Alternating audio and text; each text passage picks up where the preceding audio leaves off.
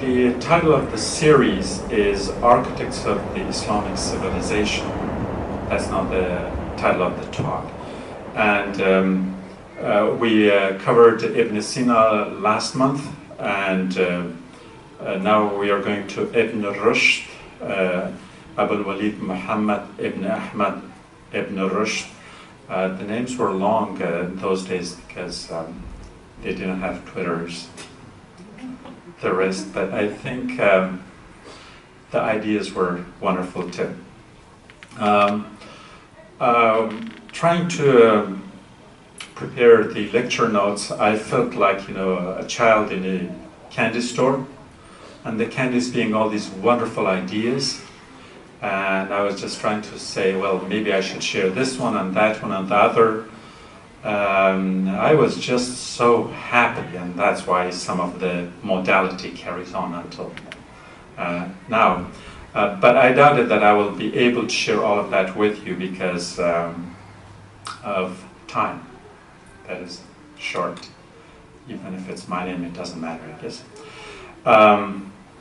Let me give you a brief biographic sketch of Ibn Rushd. Number one, he was born in 1226 in Cordoba in Spain to a family of well-known family of jurists who served for the public and for the two dynasties. His name was not too different from his grandfather's, skipping one generation, so he was often referred to as the Al-Hafid, the keeper of the dynastic tradition. He studied everything, which was customary at the time. They didn't have encyclopedias, so the only encyclopedias were the ones that were walking on two legs, and he was one of those. He studied medicine, he studied philosophy, he studied mathematics, you name it. And perhaps the sciences that were quote-unquote studyable at the time probably didn't have much depth, not in terms of the substance, but in terms of content. So people were able to study that.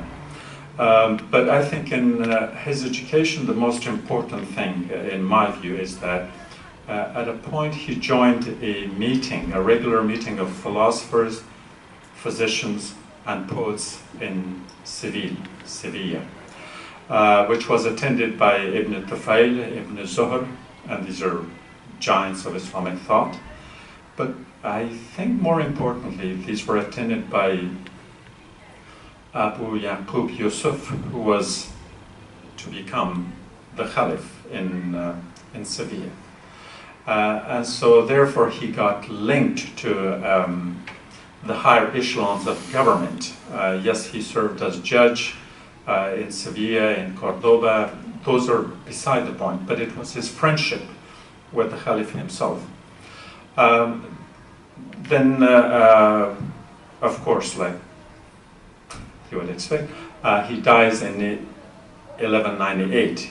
But to take that capsule of his lifetime, 1126 to 1198, when he's 20th, there is a change of dynasties. The Almoravids, the name is taken from Al-Murabitun, the mystic rulers of West Africa and Spain. So that dynasty is overthrown and the Almohads take over. So during the Almoravids he was a teenager, but teenagers in those days did a lot of work too, and I mean intellectual challenges. Then from 1169, when he's 44 years old, to 1195, those 25 years were the most productive, and he was the lucky person probably on the face of earth to have access to great thinking, great philosophers in Spain, but also in the hub of the Muslim civilization in Baghdad. Then there is a little bit of falling from favor, but I think those are the years, 1169 to 1195. So how did he meet the Caliph? And I'm not an elitist, unless that elitism addresses the wisdom and the philosophy. When he is introduced by Ibn Tufayl to Abu Yaqub Yusuf, in the first meeting, now we will consider him that Abu Yaqub to be a prince, or the equivalent of a prince. So the prince asked him a question, and the question is whether the universe existed forever, there's an eternity, or was it created at a certain point? You don't expect rulers to be addressing issues like this. And he kind of wonders, like, I mean, how am I supposed to answer this question? You can debate and discuss with a scholar, with a philosopher, with a thinker, but this gentleman is going to be the Caliph. So he does a masterful job of evading the question. And then the Caliph turns to Ibn Tufayl and explains Aristotle and Plato to him as to this whole debate. And Ibn Rushd is stunned to think, like, one of those OMG moments, is that we have a Caliph who is discussing philosophy, who is discussing Plato, who is discussing Aristotle. So he's very, very pleased. And in a way, that's a kind of a reenactment of Plato's concept of the philosopher king. Like, here's a man who has not just the power, but the power of the mind. Well, eventually, because of that favor, he serves in various positions. And like I said, he studies physics. He does a lot of that work. But then we will take him to the questions of, and I'm skipping a lot of pages because I have some 80 pages of notes here. I know somebody's objecting to it. Okay. So in one of the meetings, the Caliph turns to Ibn Tufayl and says, like, I mean, why do we have so much difficulty understanding Plato and Aristotle? Can someone explain it in easier terms? And Ibn Tufayl recommends, like, sure, you have the right person right here in the court. What about Ibn Rushd? Well, as you know, that most of the scholarship had to be commissioned by the higher ups. One, because they wanted to make sure that it didn't affect their position, and two, that perhaps it required certain expenses and accommodations of the logistics and all that. And so when Ibn Rushd is assigned this task of explaining Plato and Aristotle, I think this is the beginning. And let me explain what I mean by that beginning. We often very loosely talk about how Muslims took the Greek philosophy, translated it, analyzed it, wrote commentaries on it, and then took it back to Europe. And we think like this was a whole process that many scholars would have been involved in all that. Yes, but I'm exaggerating a little bit here. I think 90% of that was the work of this one man, Ibn Rushd. Because he didn't have an obligation to explain it to anyone else. The Muslims were the superpower globally, and they were a beacon of light in Europe, and everyone looked up to them. And Ibn Rushd happens to have a place in there. And so he's explaining to the Caliph what Plato said and what Aristotle said. And he has to make it understandable. He has to translate it not just in terms of language, crossing the language bridge, but also to cross the cultural bridge and the time bridge, so people would know what it is. So when we think about intellectual revival in Europe, it had to do with Ibn Rushd. But the Europeans were sensitive, culturally speaking. They were experiencing their sense of cultural inferiority, something with which Muslims of today are very familiar with, I'm sure. So it was difficult for them to acknowledge that there were these Muslims right next door in Spain who were talking about philosophy, who were talking about Aristotle, but that they themselves didn't have anything to offer, anything to match that. So one way to avoid this was to kind of at least refer to these Muslims by Latinized names, so they won't sound like they were so foreign. So that's why Ibn Rushd became Averroes. So that comes from the Spanish Aben, which is Ibn, and Rushd becomes Ruiz, so Averroes. The other thing was that when most of these commentaries were spread around the European continent, most probably the southern part of it, the north was too cold, temperature-wise and idea-wise, border on the frigidity of the North Pole. But the south was culturally Islamic, not in terms of people's confession. So they referred to his work as the commentaries. That's it. And who wrote them? The commentator. So his name was not there. But then he had so much visibility that he ends up in a lot of European literature and all that, to which we'll go. But these massive commentaries that he wrote is what bridged Europe back to Europe via the Muslim world.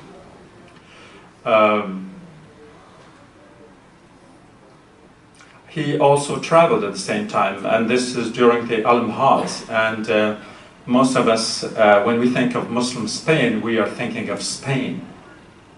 Or when we are thinking about North Africa, we think more geographically. But think about it. In modern days, Tunisia, Algeria, Morocco, Western Sahara, Spain, and Portugal, all being just one country. So the Almohad had a very, very vast empire. By any stretch of imagination at the time, there was nothing like it. And so he had to go back and forth between Marrakesh, between Spain, Portugal, and all that. So he did a lot of traveling. But somehow, even though they didn't have the internet, but these scholars, just like Ibn Arabi and many of the others, were able to, they were not going on vacation. This thing here kept working, and they kept churning new commentaries, new articles, new books, whatever they could publish. Not just because they went to another country, and most of that would have been done either by horse or walking or whatever. No, frequent mileage privileges that we experience. So he kept writing.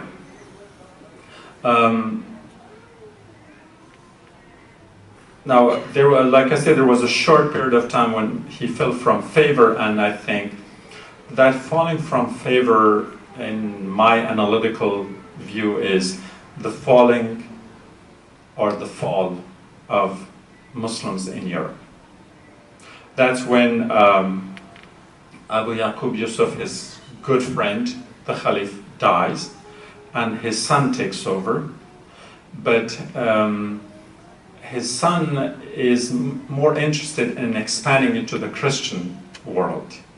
I'm talking about military conquests.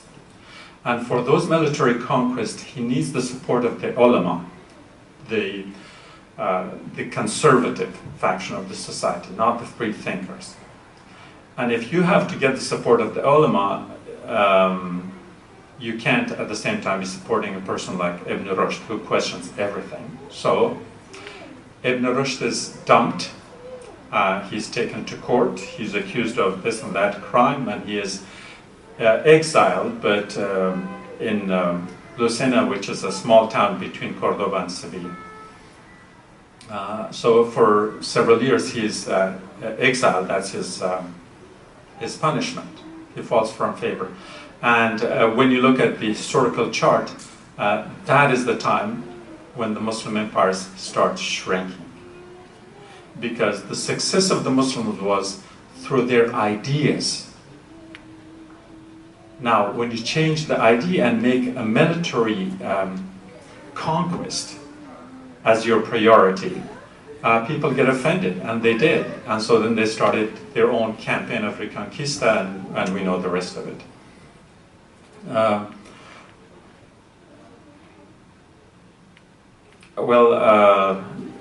As far as his intellectual life, like as I told you earlier, that would be between 1169 to 1195, when he had the patronage of the Caliph. He wrote a lot on many subjects, and I will just read briefly.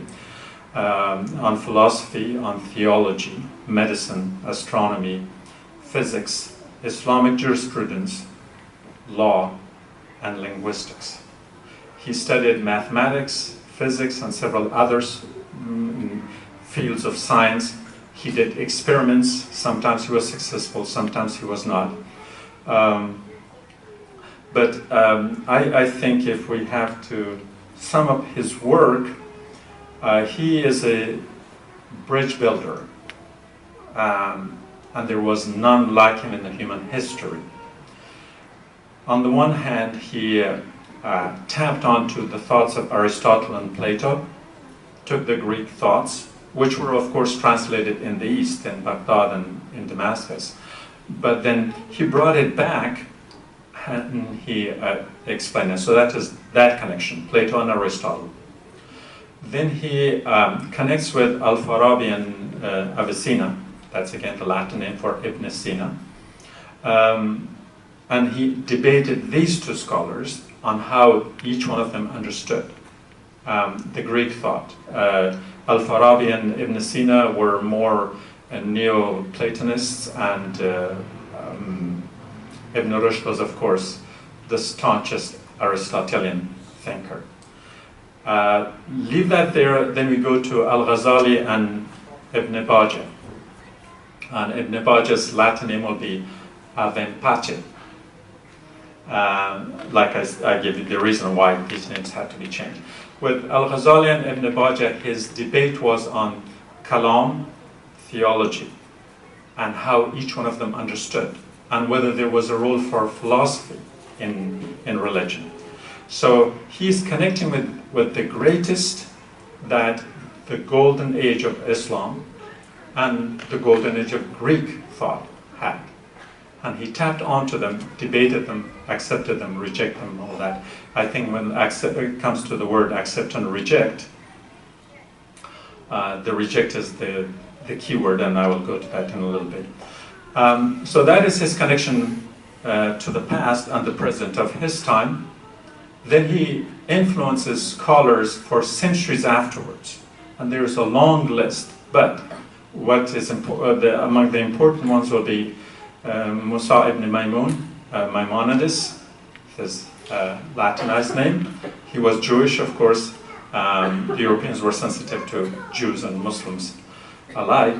And of course, Thomas Aquinas, who is a great Catholic thinker and scholar. And there's a whole host of other scholars which I will leave out of the discussion for now.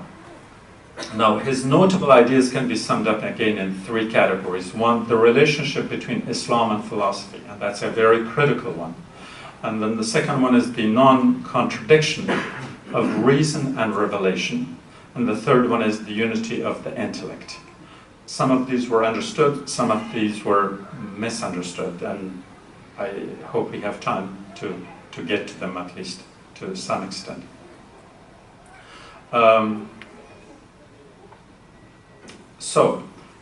Here is the point where, when I said earlier, he was not just a free thinker, but he was a very bold one.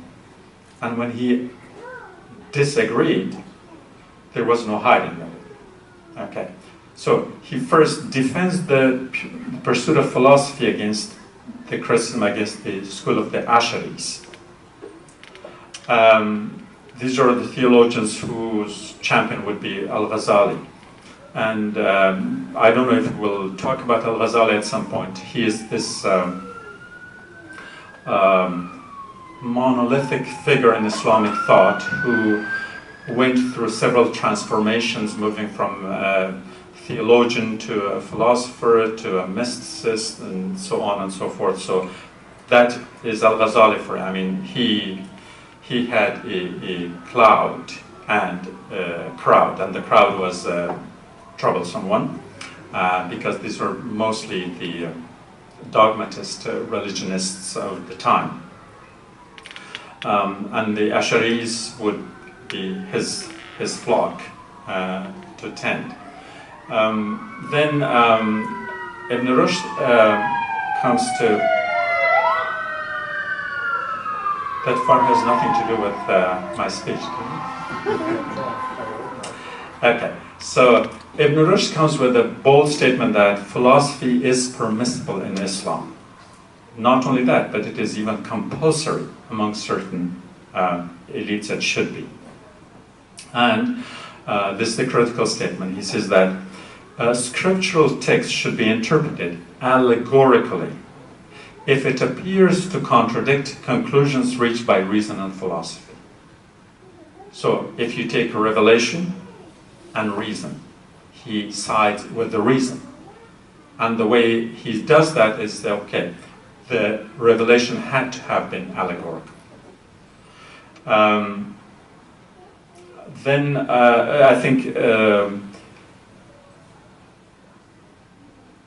I think this kind of puts him in trouble with Al-Ghazali, and then they go back and forth. And Al-Ghazali writes Tahafut al-Falsafa, the incoherence of philosophers, and he means exactly Ibn Rushd.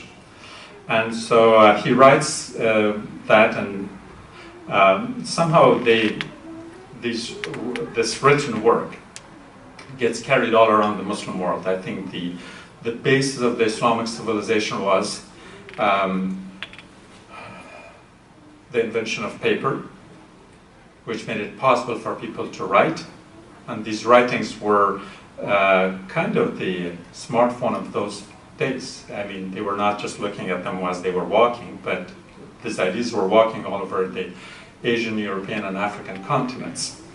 Once that was written and it came back to Ibn Rushd, he wrote in response. Remember, he said the incoherence of philosophers. So Ibn Rushd writes the incoherence of the incoherence and rejects his ideas. So that debate goes on there. And of course that creates a lot of controversies there. And his idea of the unity of the intellect creates a problem over with the Christians. And that results eventually in the Catholic Church, of course after his life, back in the 1200s, to issue 3 condemnations of Ibn Rushd. Because he was championed by the intellectual circles, who might have been very small circles in Europe at the time. Then in terms of Islamic theology, he writes the decisive treatise, Fasl al-Maqal, and he writes several others. I'm not going to go through all of the titles here. He writes on medicine, and one of his books, Al-Kulliyat fi Tibb, becomes a standard textbook in medical schools. I don't think there were that many. And it's the word kulliyat from which the word collegiate is taken in Latin. Again, because they had to Latinize to kind of get rid of the foreignness of the concept.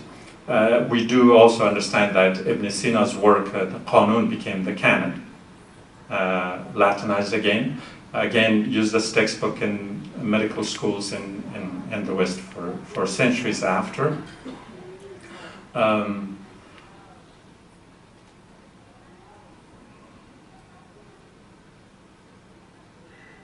Now, when I told you earlier that he was very bold in his thinking, that he would either reject, not for the reason of rejection, but he would provide alternative thinking. He returned to strict Aristotelianism and thought that Ibn Sina and Al-Farabi distorted Aristotelianism through their Neoplatonic tendencies. If this doesn't mean much to you, don't worry about it. We are looking at it more from the perspective of what kind of personality was there, how engaged he was, and what he produced, and how he linked the Muslim world, or actually transferred the knowledge from the Muslim world to Europe. He criticized Al-Farabi for his work on logic, for misinterpreting its Aristotelian sources. He critiqued Ibn Sina, just look at the verb part of it,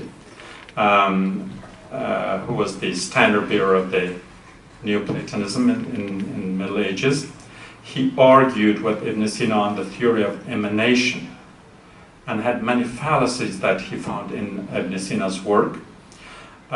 He disagreed with Ibn Sina's views on the existence, where Ibn Sina says it's a mere accident, and he says that no existence is per se the essence, that can only be found by subsequent abstraction.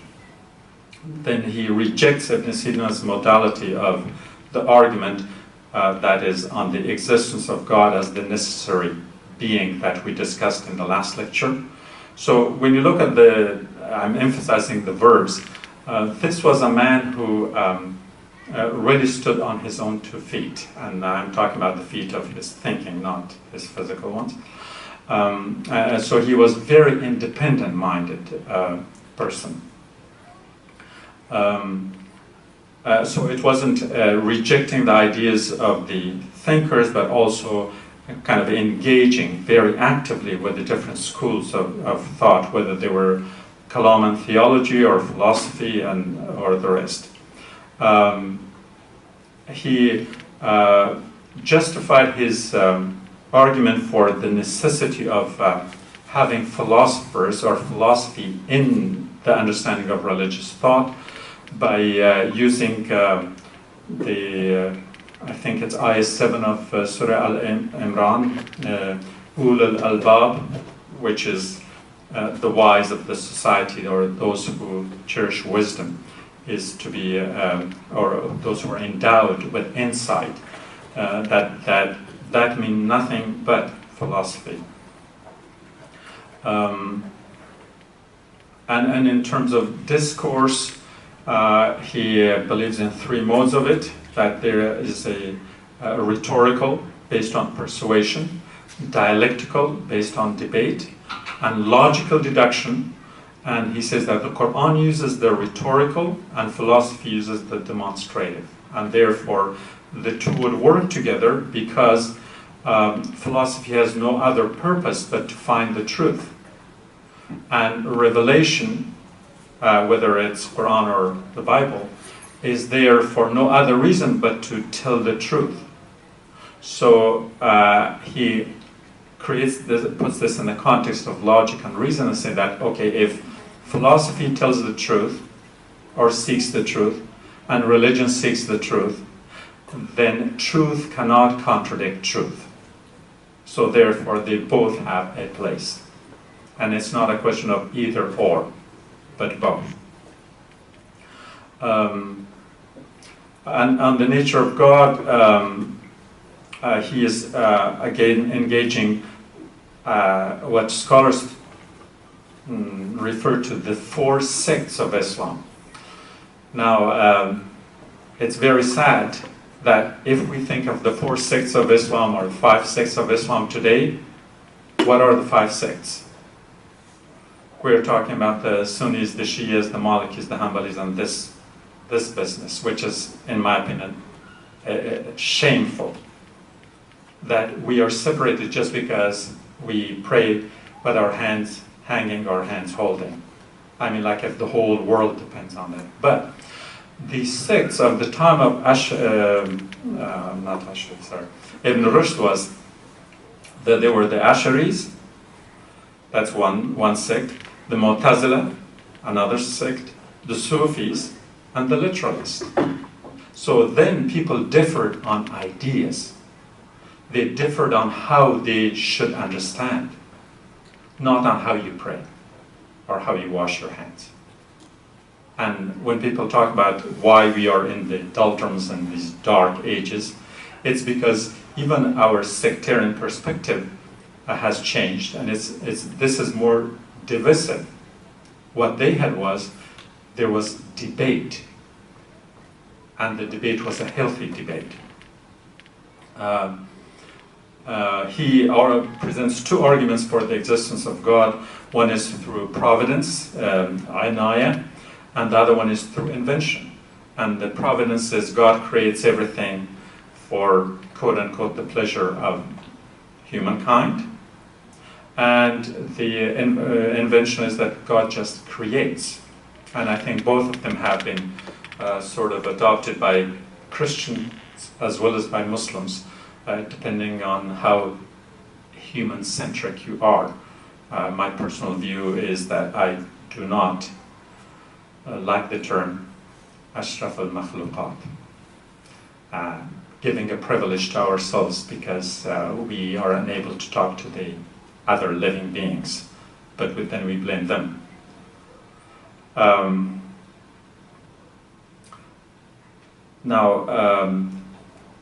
Then his approach is one of teleology, which is the end purpose of why create something, which is a question philosophers always ask. Why? What is the purpose of life?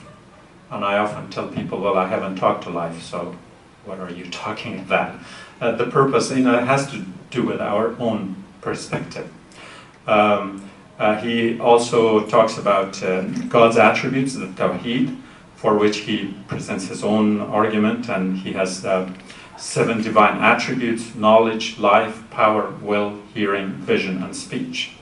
And when you look at those, it's all coming from his philosophical perspective.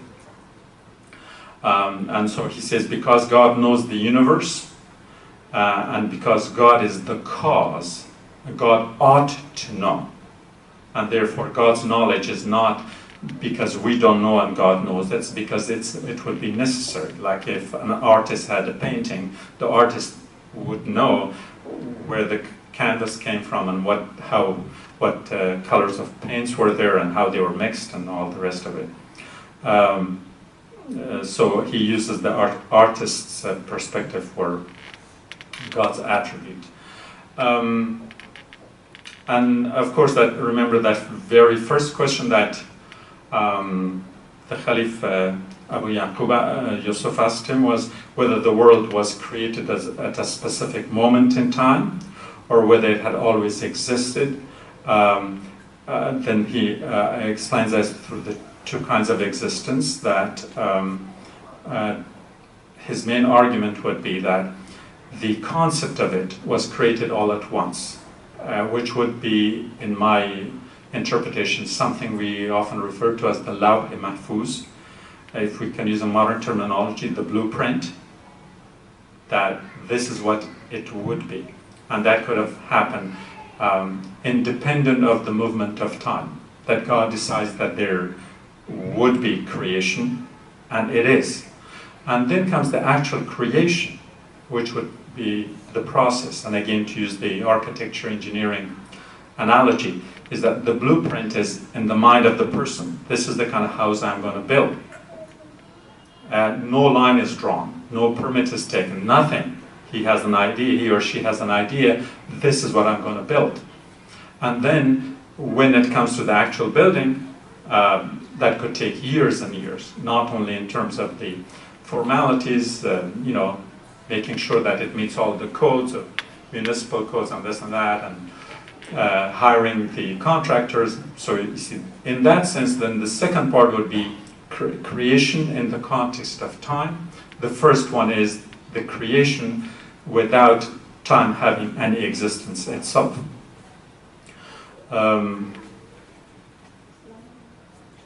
Now, when he came with that idea of the coherence of the incoherence, Al-Ghazali got on the case of Ibn Sina and rejected Ibn Sina and Farabi on that.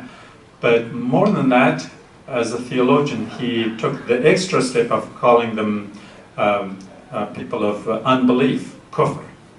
So Ghazali accuses Ibn Sina of kufr. And then Ibn Rushd comes from Spain to the defense of Ibn Sina, and he says, yeah, you may disagree, but the charge of kufr has no place just because someone differs with you.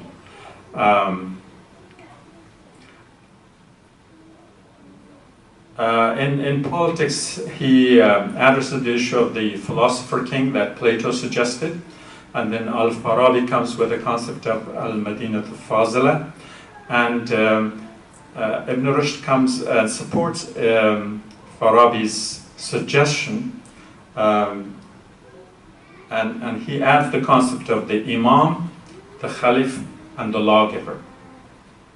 And he says that the philosopher should be the king. However, if the philosopher is not the king, the philosopher cannot be ruled out and should take place in the government and must still try to influence the ruler. And under the Almohads, that happened to be the case. That's why they were successful. And that people should be taught virtues through persuasion and coercion. And this is a little bit tricky for our times, because he does allow coercion as part of the political process. And we, in the 21st century, at least in principle, think that persuasion should be the only way, and ideas should not be imposed. But he says that the ruler should have both wisdom and courage. And here's my favorite part. Like Plato, Averroes calls for women to share with men in the administration of the state, including participating as soldiers, philosophers, and rulers. 21st century. And we are talking about 800 years ago. Okay, and we are talking about women in the military and all that, which I, by the way, am opposed to, but who cares? But the idea is that these ideas were not new to the Muslim world when we were at the height of the world civilization. When we are in the Dark Ages today, the first thing we do, we blame it on the women. They are the cause of our sin. They are the cause of all the rest of it, and all the Daesh and the Taliban and the rest who, I don't need to explain that. So you see, we have come, how do they say, full circle, or half circle, probably makes more sense. And he clearly states that the denying the woman a role in public life, it limits the ability of the state and the well-being of the state, and it's harmful for it. And so he's complaining that. Obviously to the Christian world of the time, but perhaps to some extent to the Muslim world too. And he says, if this continues, states will deteriorate. And they do, and he gives the example of how we went from the Khulafa Rashidin, from the righteous caliphs, to the Umayyads, where the Khilafah, which was more a republican form, became a dictatorship of a dynasty.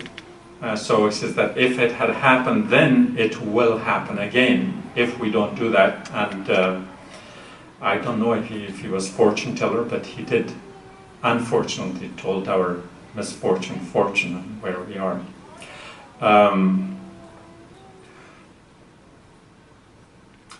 He also argues with Al-Biruni, but I'm going to skip that part of it. He writes about psychology extensively. I'm going to skip that one too. He influences the Jewish tradition, like I said, because most Jews, Christians accepted religion as a given thing. And religion was reduced to rites and rituals.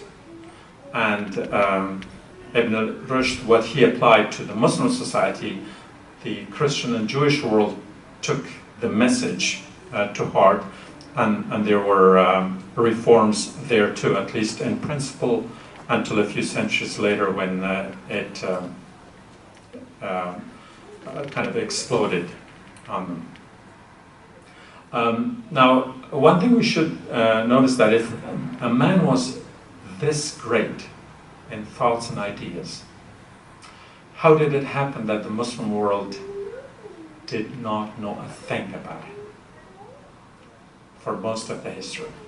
Part of it was that his distance way out west in Spain. The hub of activity was Baghdad and Damascus and Kufa. And so when he would debate, and the other thing was, of course, like, because he was such an independent thinker, he was not agreeing with too many of the ideas that were being discussed. It's just like joining a debate by a cell phone, remote control, from a distance.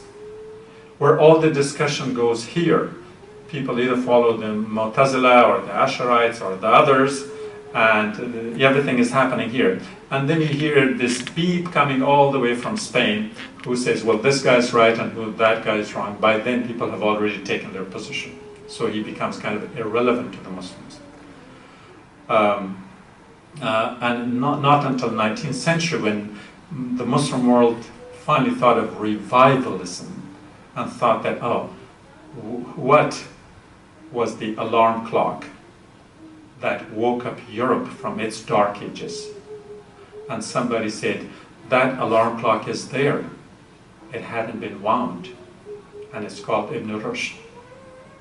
And that's when the idea and the name of Ibn Rushd came back to the Muslim world through revivalism, or at least through their attempt to revive their society. The part of the cultural renaissance, or the al-Nahda, the reawakening, was basically, I don't know if people apologized to him that he had been ignored, but at least tried to implement. But now, if you compare that to how the Europeans received it, now remember, there was a very high and thick wall between the Christian world and the Muslim world in terms of their darkness and light and enlightenment, respectively. There were still enough thinkers in Europe who appreciated him. He appears in Raphael's fresco, 1501, very prominently. He is in the Divine Comedy of Dante as the man who made the great commentary. He is in the Canterbury Tales, for those of you who are aware of, familiar with the English language literature. His statues are in palaces, or at least they were then. Today, cities in Spain fight over the honor of who would have a more marvelous statue of Ibn Rushd, and which city should be named as his hometown, Cordoba or Seville. To a point where even then, when he died in Marrakesh in North Africa, they brought his body back to Spain. He was buried in Spain. They gave him a second funeral, which among others was also attended by Ibn Arabi. And then in more recent times, like 1947, Jorge Luis Borges wrote the Averroes' Search in Spanish, La Bosca de Averroes. So that revival kind of crosses this cultural divide even to this day, that the Spanish love him. And the only thing the Muslim world has done was that 1997 movie, which was on the commemoration of his 800th death anniversary. I think it was done by Yusuf Shaheen. The movie is called Destiny. You could probably Google it or Netflix it. Can we use Netflix as a verb too? From now on you can. What's the name of the movie again? Destiny. Destiny. Mm-hmm. It has to do. It doesn't have to do with the distance that he had. We were distance away from, but the other one. There is a plant, Averroes, that's named after him. It's a kind of star fruit. There's a lunar crater called Ibn Rushd, that's named after him. And then there is also an asteroid, number 8318, that's named after him. So for those of you who look as to why we are where we are, is that we do not honor our great ones. If you looked at the title of the talk, it was about the unity of the intellect, and you probably was like, wait a minute, you didn't even talk about that. Well, deliberately.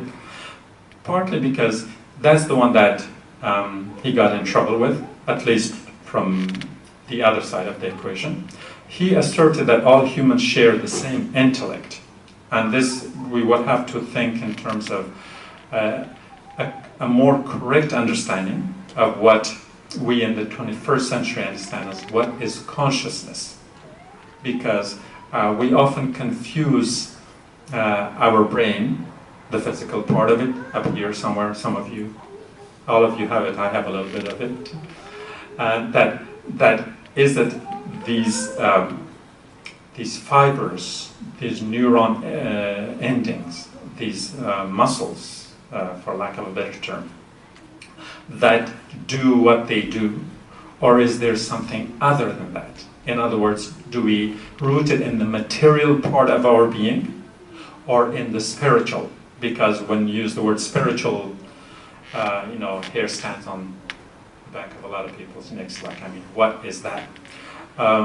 So he addresses that through, again, Aristotle's On the Soul, and writes commentaries on all three of his books. His theory influences a lot of people afterwards, but the main problem that it had was that if there is a unity of the intellect that runs through all of us, how is it that we can think individually? And that will bring also the question of the individual responsibility. And for Christians, individual people will have to do certain things, right? So that they can, through Jesus, go to heaven. And that is done through individuals. You have no other savior but Jesus. And that individuality comes into a clash with the way he presented it. So of course then it was rejected by, among others, by Thomas Aquinas. But here's the thing, Thomas Aquinas was influenced by him. He rejected Averroes' comment, but he was no longer living to have a time for a rebuttal. But this criticism, in his criticism, he argued that those who, just like Ghazali condemned Ibn Sina to be a kafir, or a person of unbelief, Thomas Aquinas made similar charge to Averroes, and he called his followers, or his idea, Averroism, like a school of thought. And then those who disagreed with church in Europe followed on that Averroism, that became a school of thought for centuries after, and had great thinkers among them. But his idea was that based on Aristotle's thinking that there's a maker intellect which enables thinking by making things intelligible. And then there's Plotinus's idea that was more common among the Muslim world, that there is a divine intellect. And then, of course, we have Ibn Sina, who suggested that the agent intellect. So all of these were attempts to understand our consciousness and give its entity a separateness that is not easy to understand. And so he would say that that there is the way he differs, that for the other thinkers, the intellect was a universal superhuman thing that stood above. But Ibn Rushd brings it down. He says, no, it's within us. I think if I haven't confused you enough, then I'll have to try harder next time. But to sum it up, is that it's this intellect which results in fikr, the thinking as a process, where it comes from, how it, what is it in itself as a phenomenon.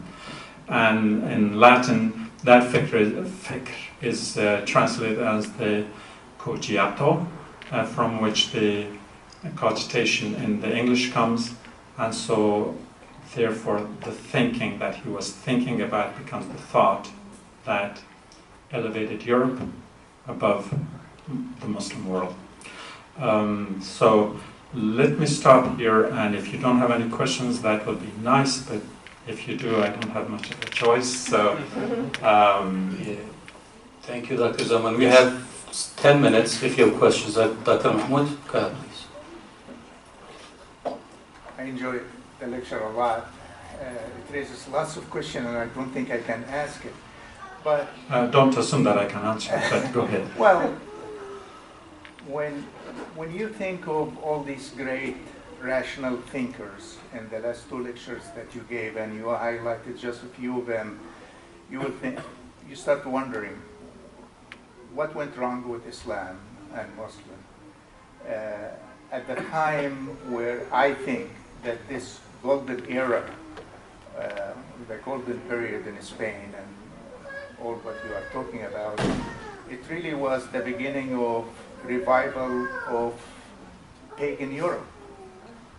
Even revival of those decaying religions, Christianity and Judaism at the time, really they started looking to prove themselves during that period of time.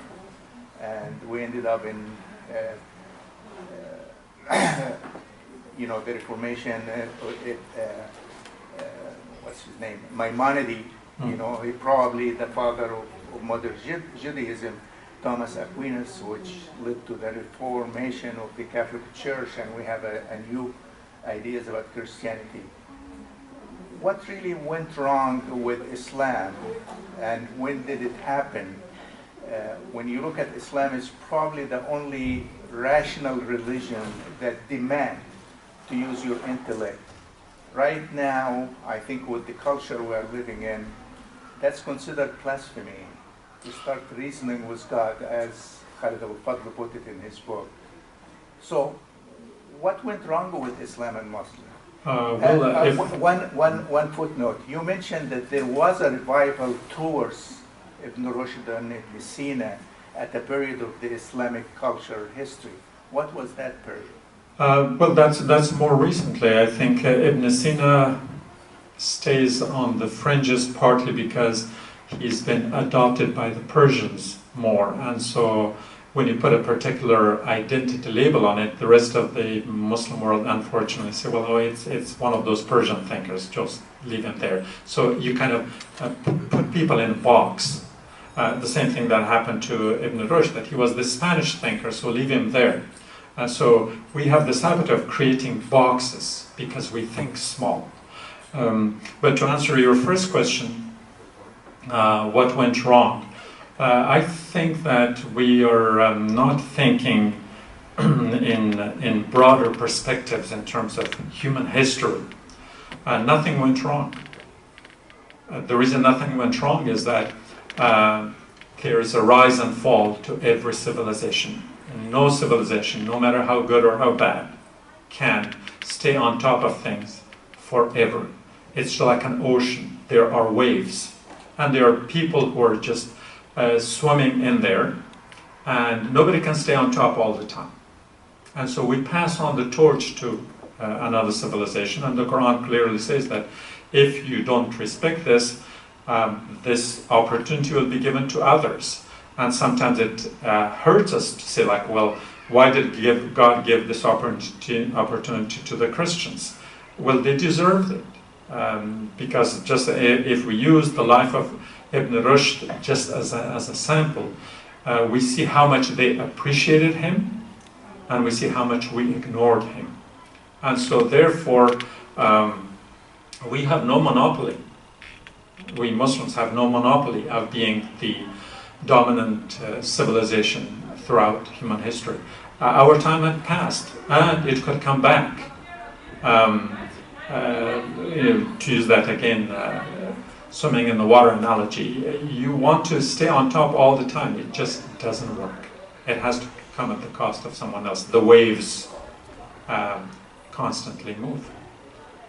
So that will be the norm of it in terms of it had to, and the other one is because of what we did. So if we had our responsibility, look, even in his own lifetime, he was not so well known to the Muslim world, except to people who were debating and arguing with him, like Al-Ghazali and Ibn Sina and the rest. Great. Any other question? Yes. Any Muslim country or ruler follows? Yes, Spain. Oh, after Spain gone. No, Spain is there, I know. and Spain is Muslim. Yeah, Muslim gone. Yeah, you don't. When you're talking about Muslim, you talk about behavior, not about confession. The problem with most of us is that we are confessional Muslims. We are far away from behavior as Muslims. So Spain is a Muslim country, and they love the man. Yes. Yeah. Yes. Quick question. Thank you again for the lecture, Doctor. It's always fantastic. I love the previous lecture as well. Do you have a website with resources where we can actually read Ibn Sina's and Ibn Rushdi's works? I have articles on Ibn Sina, but they are in Persian. I'm sure that they are somewhere, my websites, they are stanizai.org, stanizai.com. There is so much there because I am too much of a perfectionist. I keep constantly changing what I write, and that's why they haven't seen the face of the paper. Thank God we have the electronic versions of this. So I have a lot of articles. I don't think we have much on Ibn Rushd, by we, that was the royal we. So I might condense this to perhaps an article if I ever find the time. But there are similar topics on the website.